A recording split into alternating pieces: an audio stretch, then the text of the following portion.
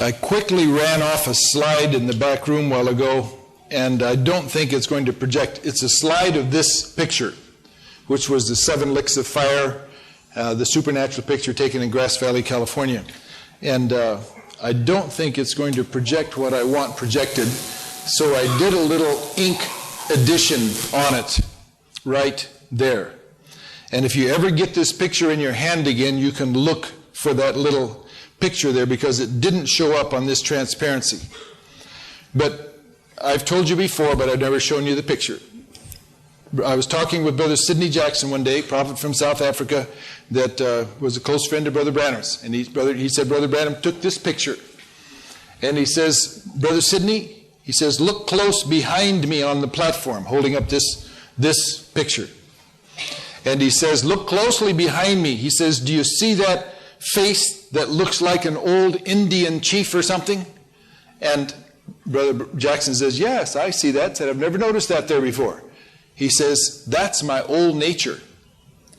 He said, it's always there to haunt you. He says, when you receive Christ and His Word. Now, I'm going to do my hands the way Sidney did because it's very significant. And he said that's the way Brother Branham did. He says, when you stand and receive the word for the hour, the revelation of the hour, he says that Holy Ghost fire comes down into your soul and he says burns out the old nature. He didn't say a word, but you got a picture. It loses the position of dominion, but it moves to a place of influence. It cannot make you do anything, but it'll talk to you as if it's in the same place that it always was, but it has no power. And he says, my old nature looks like an Indian chief because my mother was half Indian. Now, if that happened to a prophet, that's what happens to every child of God. The old nature is burned out of you, and your new nature is God. But the old nature is always there to haunt you.